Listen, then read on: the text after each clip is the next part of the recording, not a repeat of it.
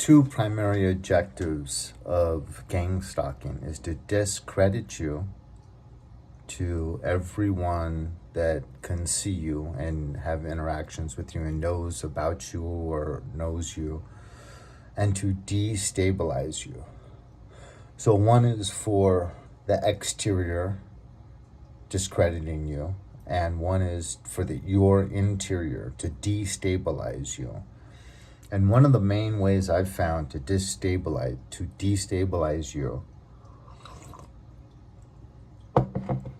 is Pavlovian conditioning. So, by always doing the same thing that lets you know that they're evil and they're there and they're taunting you. So every time you step out your door, the same extreme noise takes place, or whatever it might be. It's eventually going to cause you that you know it's coming, and then right when you step outside, that same thing happens. And that is to condition the freeze, flee, or fight syndrome, right? To where your cortisol spikes and your adrenaline spikes, and you go into like kind of a nervous fit almost. It can even be something as simple as coughing. And then all they have to do is cough at that same time, right when you step out your door, and then bam, that Pavlovian conditioning has taken place. And the desire is that they can wear you down psychologically and emotionally to where you become a nervous wreck. But, there's a lot of different ways that they're going to be attacking you. And this Pavlovian conditioning is one of them.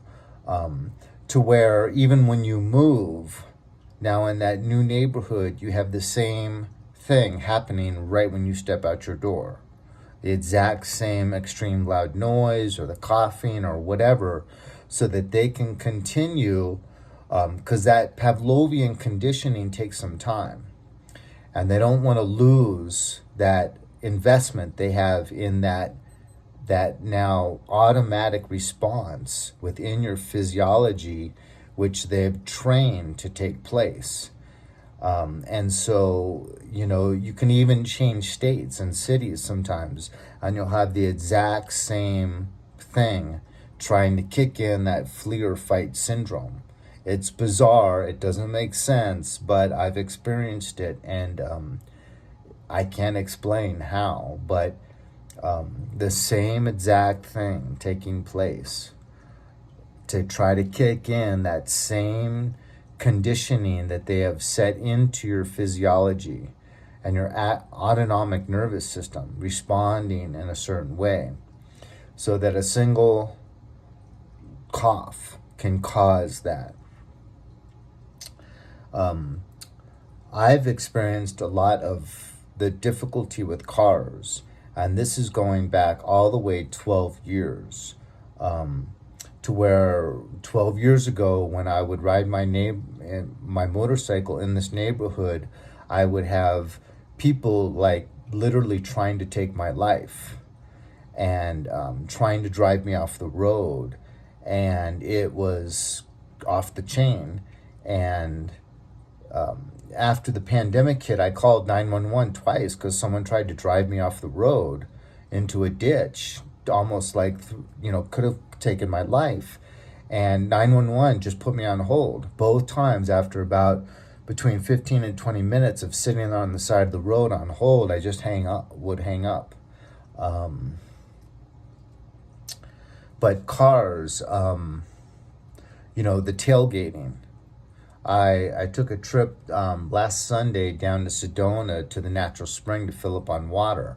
And this huge full-size truck had 6 bright lights on, 2 down on the lower bumper, the normal headlights, and then 2 bright lights up above the windshield.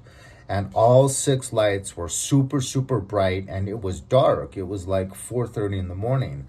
and this guy was riding my ass, and it's a really dangerous, really twisty road, and there's no lights on the road, so it's extremely dark.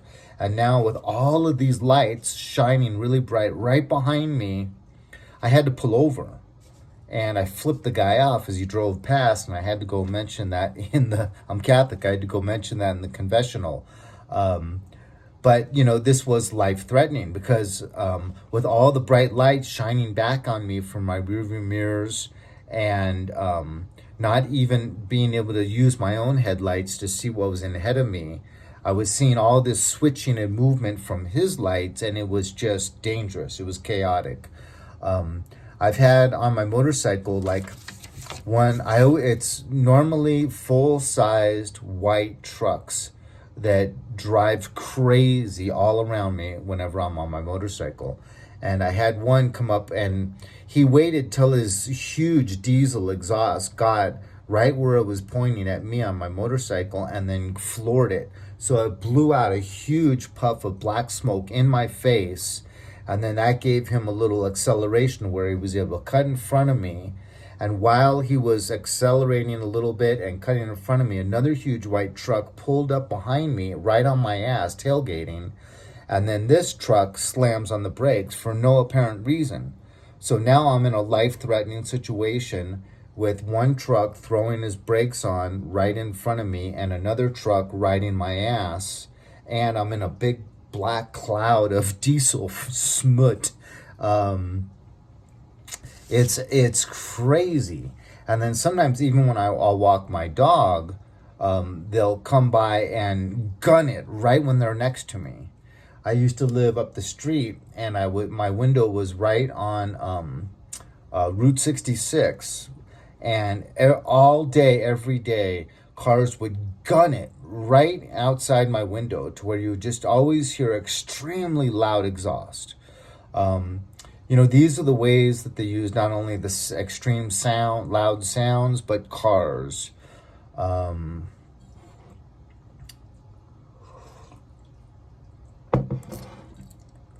Hacking devices. Now, this just started with me a few days ago, but I almost feel like I've graduated. All right, I'm important enough that now my cell phone's getting hacked. If I watch YouTube videos, they'll just constantly change on their own. I'll be watching a video and it'll just stop mid-video and go to a different video. The sound is off. The sound is always like 3 seconds delayed, so the person's acting one way, but the words aren't there yet. They're not matching. And so then I have to turn off the video, turn off the phone, and I'll turn the phone back on, and it'll be fine. Or all of a sudden the videos will just start fully malfunctioning. And that's all I hear. I can't hear what the person's saying. And I'll just hear, and it's all chop, chop, chop, chop, chop, chop, chop, chop. So it's skipping, you'll have half a second played, half a second skipped, half a second played, half a second skipped. And you can't make out heads or tails for what's going on. So I've never had the hacking of devices before until about 3 days ago. So I've graduated, apparently. So a lot of people mention street theater, but I don't see too much of this personally. But street theater a lot of times will be like conversations, people having conversations on purpose close to you, talking about the same thing and saying the exact same words that you just said recently in a private conversation that you had. So they're letting you know. All of this is to let you know that they're there and they're monitoring you, and to make you feel like they're omnipresent, like they're God, and they see everything. And a lot of it is letting you know in a roundabout way, we're seeing everything about you, we're observing everything about you, and here's the proof. Just today, I came home, and my St. Francis card that I have on my table was moved 6 inches and turned upside down. That's the only thing that was wrong in the whole room. But 3 times in the previous month, I come home and my door into the living room is wide open. So I have 3 roommates and my room, and then the kitchen and the living room is like community. And someone's got access to unlock my bedroom door somehow. Go figure. So I may really make sure that I lock it every time before I leave. But somehow or another, they're able to unlock the door and come in. And these little things, like in my place that I lived in Los Angeles the last 3 years before I moved here in San Pedro, always right before work, I'd take my dog out for a long walk, but then right before I would leave for work, I would just walk him down the street. There was just an apartment complex next to me, and then I would turn left and just walk until the school playground started, which was about 3 houses, and then turn and walk him back, off leash always. And so that was literally about 3 or 4 minutes stretch of time. And they would literally, my neighbors across the street were stalking me daily, watching everything I did. And they would run across the street. They had 3 minutes. They'd run across the street and put my little dog. I had a Halloween scary dog that was like a zombie dog. So it was all like bones were showing and it had red eyes and showing its teeth. And they would take this dog and put it right in front of my door. When it's not on the welcome mat, it's over on the side of the welcome mat, just outside the way of the door. And they would do that just to let me know we got your number, This statue,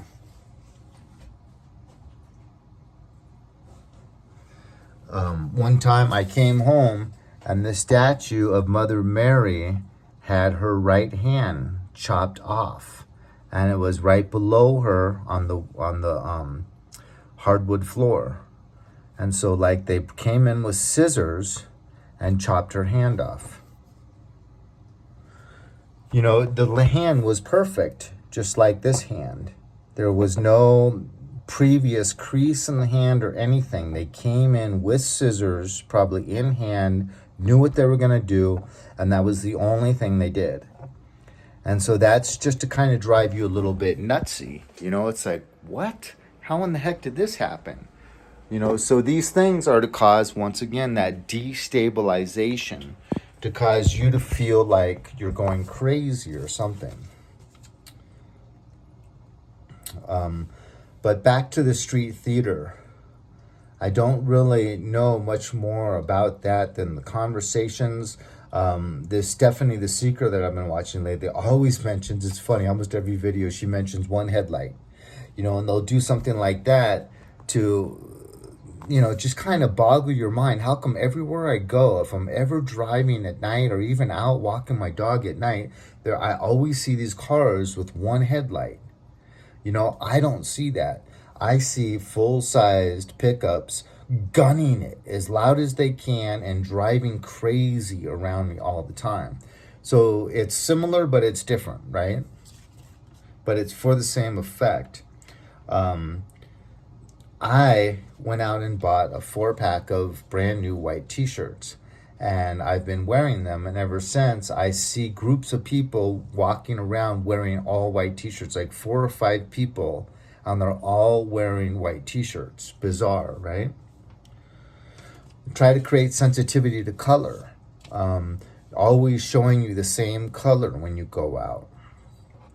Churches, you will always use the smear campaigns. But really, in any kind of gang stalking, there's always an element of smear campaigns. Because remember, the 2 main things is destabilizing and discrediting. And you can't really discredit someone without gossiping and spreading negative information about the person. So they're going to want to depict you as someone that uses illicit drugs. And so if you use anything, you've got to break away from that. Also, people that you might do that with are more likely to be easily influenced by these people to be a turncoat and to either give information on you or to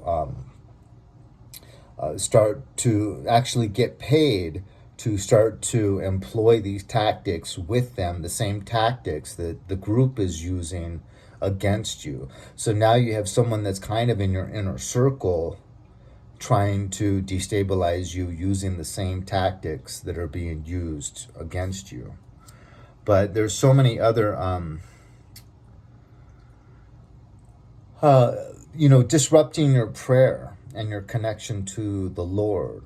So, like Catholic churches have adoration rooms, and if you go in there, they're going to make sure that they bump up against you, that they send little flying monkeys in to sit right behind you and smack their lips, jingle their keys, do whatever they can to make sure that you're not having that peace, because you can't really commune with the Lord in prayer without having some what of a centered core. You're centered. And if you don't have that peace, you cannot have a good prayer session. Gaslighting, the pastors or the priests, whatever, just kind of saying, no, that's not what you saw. And just kind of, I don't like the term your truth, but things you've experienced and your perception, just going, no, your perception's wrong. And just kind of writing you off like you're of no account or you're an idiot. And the way you perceive things is obviously wrong. You don't know, obviously that's not true. And just kind of not really giving you any accountability or any, well, you know what I mean. Gathering information on you. So like, this drugs, or if they can make you out to be a pedophile, or anything that they can really, really discredit you with. Destabilizing, I mentioned the breaking in and the dog on the porch and the Mother Mary, but also the bedroom door being left open 3 times, the St. Francis car just today getting flipped over and moved 6 inches away from where it always is.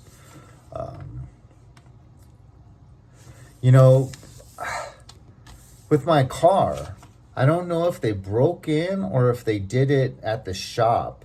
I think they did it at the shop because I was complaining about a few things. And I think because I complained about the few things on my brand new 4Runner that I literally got just charged double for, they scratched up the computer screen on the console. There's these scratches. And then also there's an elbow rest on the door, and there's support inside the leather. They broke the support. It's like, plastic or hard cardboard or whatever. So by looking at it, it looks the same. But then when you go to put your elbow there, it doesn't offer the firm support anymore because it's been broken. And both of these things happen, I think, at the same visit. Simply because I complained about 1 or 2 little things, scratching on a brand new car, scratching that computer screen on the center console and breaking the elbow rest so it doesn't offer any support on your elbow. That's pretty low and cold. Motorcycle maintenance. I have just the worst luck. Let me share a quick story. So I go to get this tire put on from this guy, and right after I get it and I within 5 to 10 minutes of riding it on 3 different left-hand turns, I get the sensation that the front end is sliding out. I don't know how else to explain it, but it's something feels off with the tire, so I'm thinking it might not be balanced properly. So I take it back like literally 10 minutes after I just got it out, and I said, could you look at if it's balanced? And he's like, no, because it's balanced fine. I saw it on the machine, it's balanced fine. And I'm like, okay, well, could you still look at it? Because I don't know what's wrong, but I don't scare easy on motorcycles. I've been riding 42 years, and my heart skipped a beat. It felt like the front end was sliding out just on little like 7 mile per hour left hand turns, 5 mile per hour left hand turns, like through intersections. It feel like it's sliding out, and the guy just said no. So I'm like, fine. And I went to another place and I said, how much do you charge to check to see if a tire is balanced properly? And they said $35. And I'm like, okay, that's fair. Can you check it for me? Sure. So later that night, I see they busted one of the fork seals and it's dripping all night in the parking lot. So in the morning, I took it back and they got kind of cranky and snappy. And they said, we're going to have to see if the management's willing to fix that.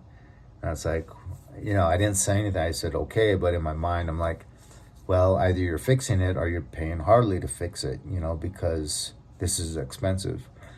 And so they said, okay, we'll fix it.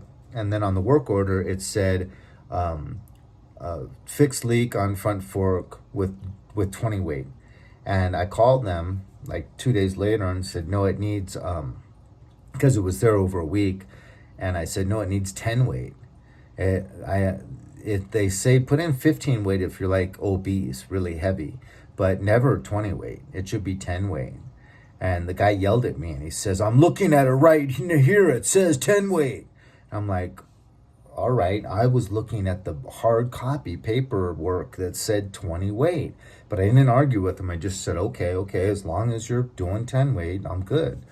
And, sure enough, there's scratch marks on the right fork. It was only the left fork. So I could tell they changed both forks because they didn't want to use 10 weight. They wanted to use 20 weight.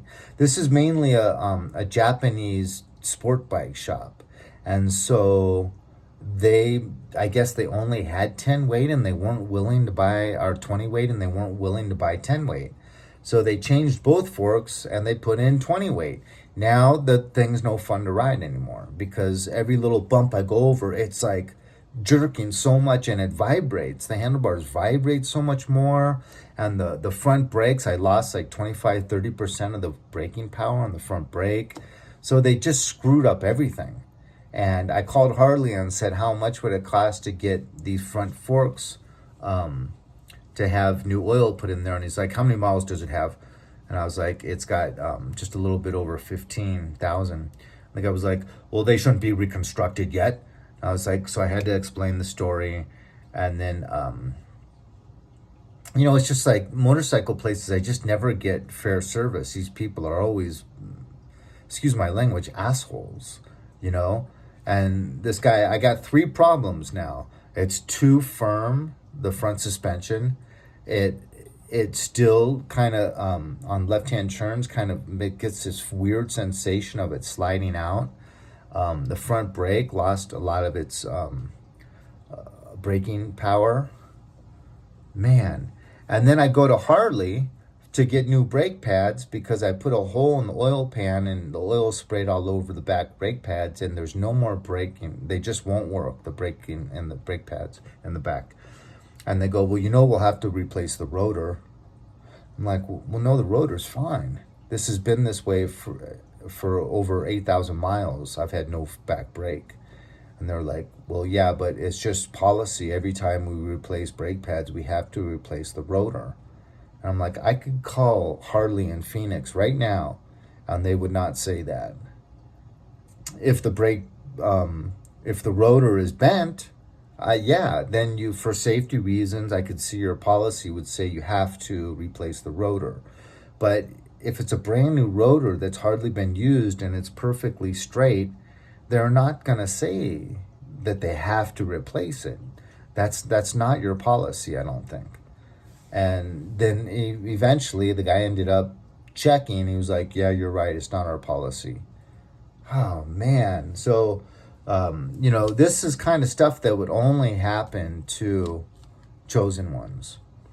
But then there's this term called honey traps, and it's sending you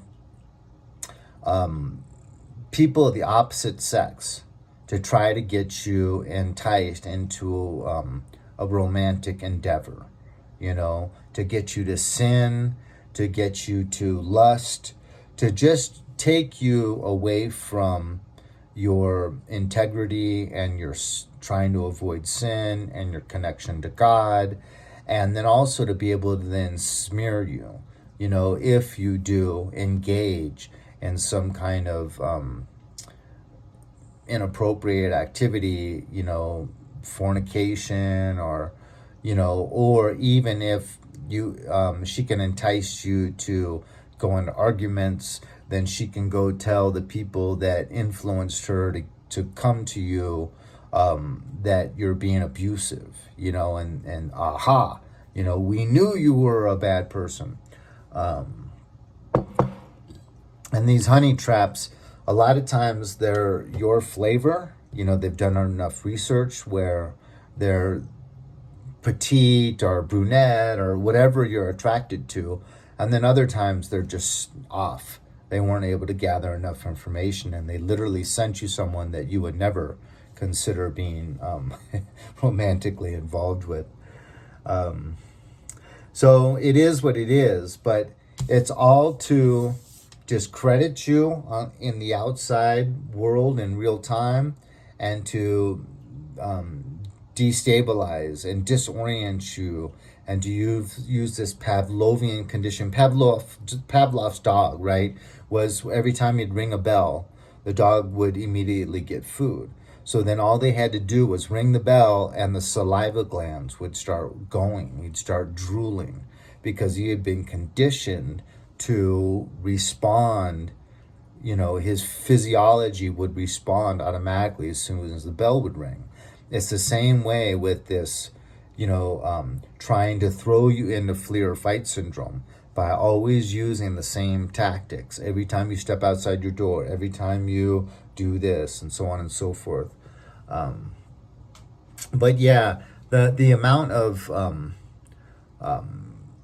violence and vandalism I've had to cars and motorcycle is uncanny. Especially when I lived in San Pedro. Those people across the street, I really think they must have been on a payroll.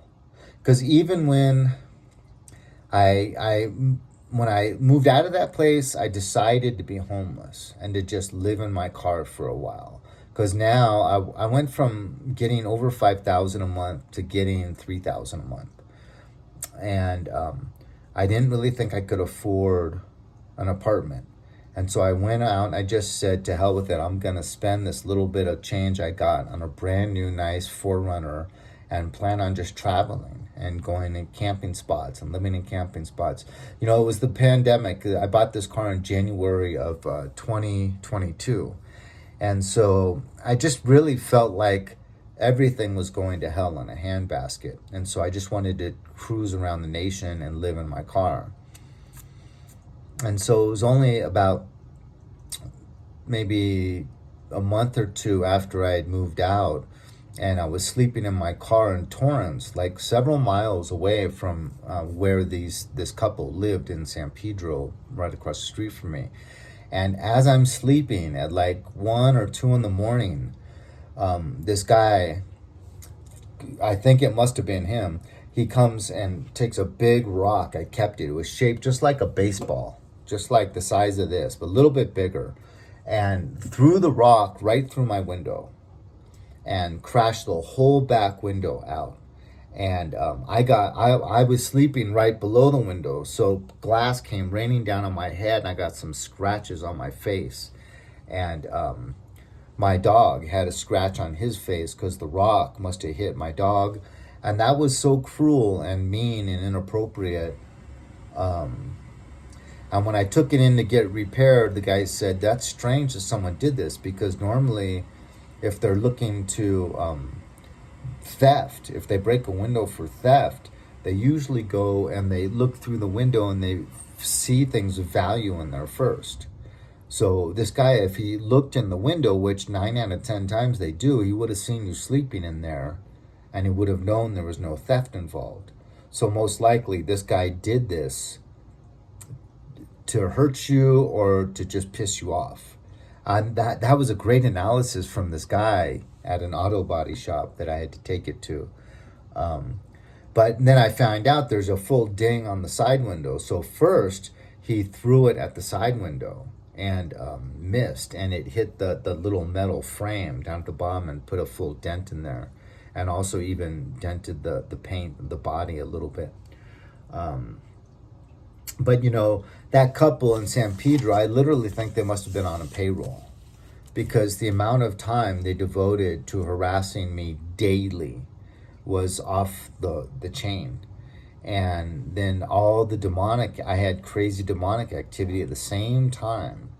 And I had crazy, I was getting written up like once every week to once every 2 weeks at my job because they were trying to get me to quit.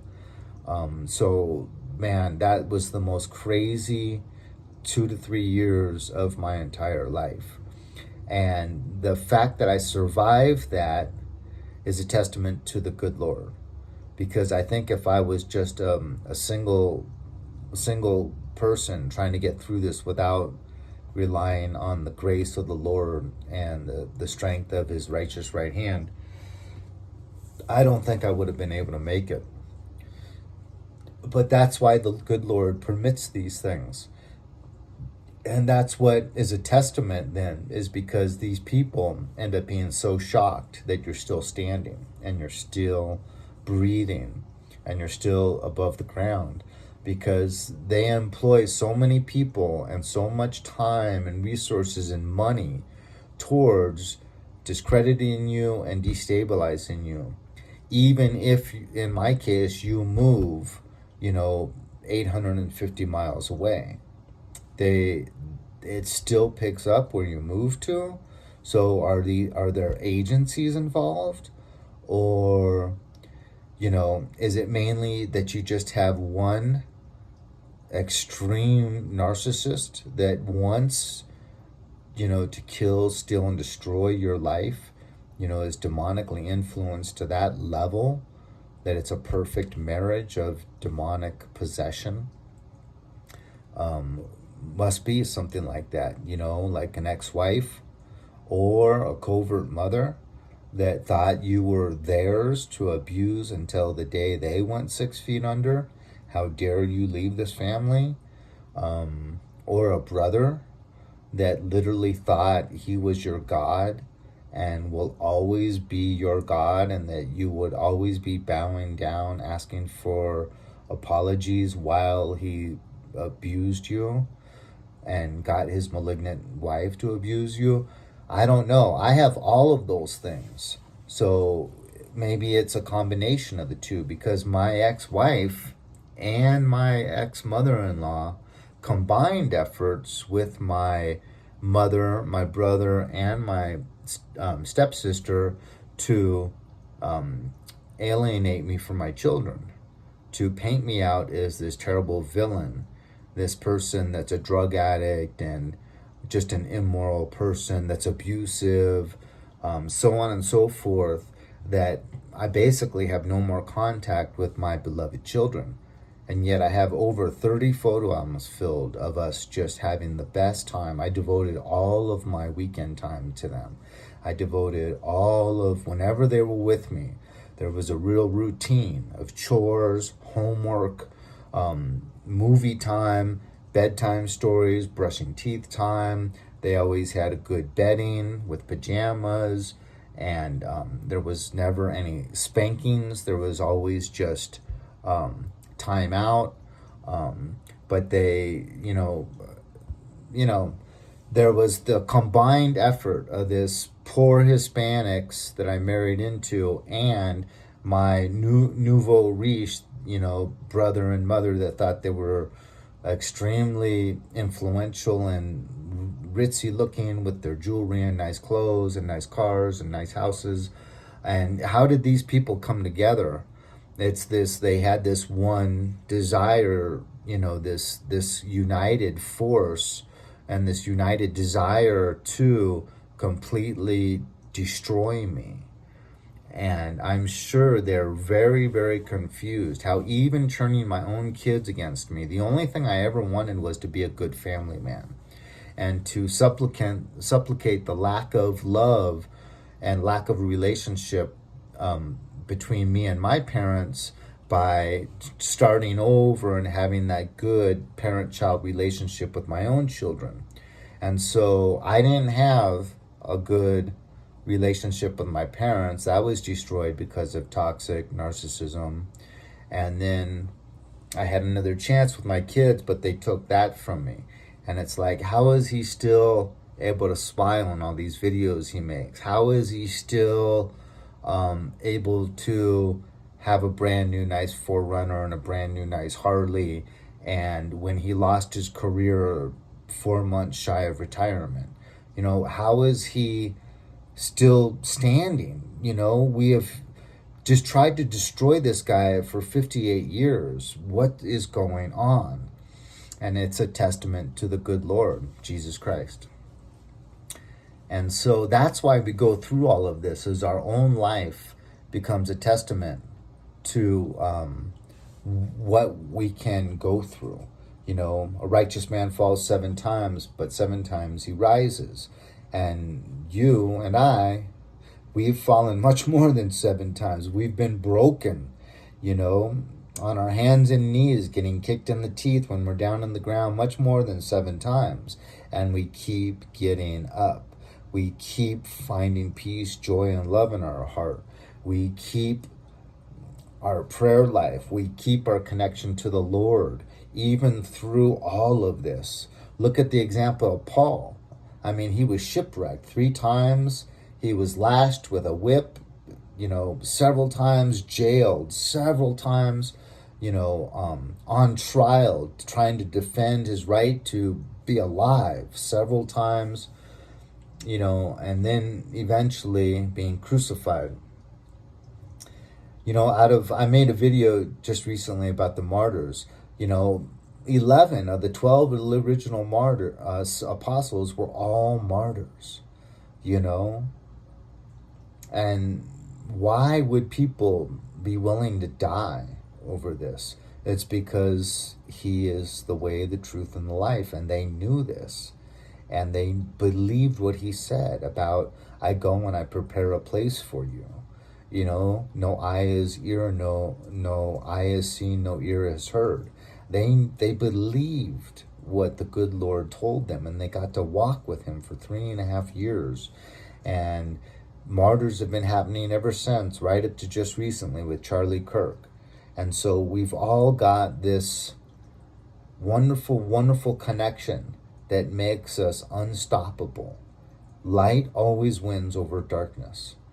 It's the only way you can fight darkness is with light. You can't fight darkness with darkness. And so, you know, I just encourage you, everyone that watches my videos, I have the utmost respect for, because I think you have gone through the kind of stuff that I've gone through, starting from the womb, you know, neglect, psychological abuse, physical abuse, triangulation with your own father, with your own brother, with your own cousins, aunts and uncles, and, you know, and just, you just keep rising. You keep going forward. Because we know what Paul says is true, is that we have to continue in this way, in this righteous way that the good Lord has laid out for us until we cross the finish line. So I'm going to wrap this up. God bless you. If you've stayed this long, I appreciate you so much. Look forward to seeing you next time. God bless you.